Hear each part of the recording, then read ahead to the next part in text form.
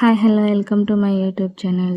Rice బ్యాగ్తో ఇంకా పాత బట్టలతో చేయి కుట్టేసి ఎలా కొత్త బ్యాగ్ బట్టలు ఉంచుకుంది కుట్టాలో రండి చూపెడతాం.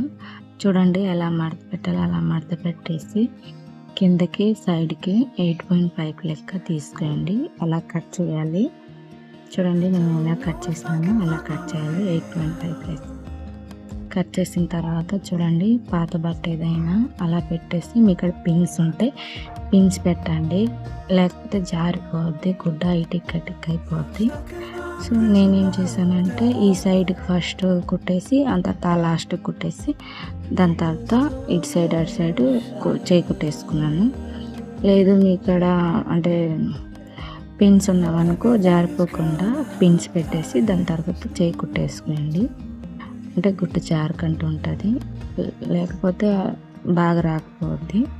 చూడండి నేను ఆ తర్వాత ఎలా తిరిగేసి కట్ చేసిన తర్వాత అలా తిరిగేసిన తర్వాత ఒక కార్నర్ వదిలేసాం కదా ఒక సైడ్కి, అది ఫోల్డ్ చేసి చేయి కుట్టేసేయాలి.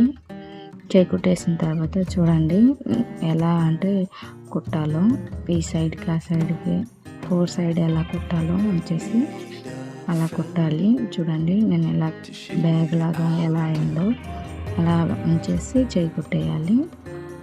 చూసారు కదా అలా ఉంచేసి చూడండి ఈ సైడ్ ఆ సైడ్ 4 సైడ్ అంటే బటన్ సైడ్ లాంగ్ పెట్టేసి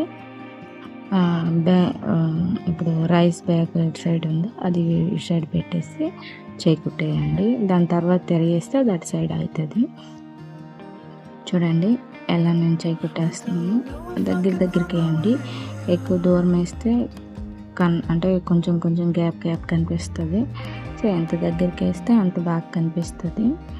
చూడండి బ్యాక్ లాగా ఎలా అయిందో. సో అదో ఎలా అంటే ఫోల్డ్ అయిపోతుంది కదా, సైజులో రావట్లేదు. సో అందుకే చూడండి కార్నర్లకి ఈ సైడ్ కార్నర్ ఆ సైడ్ కార్నర్కి అలా చేయి కుట్టేసేయండి. చేయి కుట్టేసిన తర్వాత కింద అంటే స్కర్ట్ టైప్ రావాలంటే అది కూడా 4 సైడ్ చేయి కుట్టేయండి కింద. చూడండి నేను కింద ఎలా చేస్తున్నాను అలా, లేకపోతే సైజులో రాదు.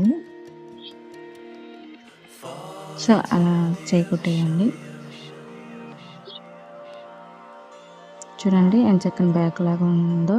సో అందులో ఇలా బట్టలు పెట్టుకోవచ్చు.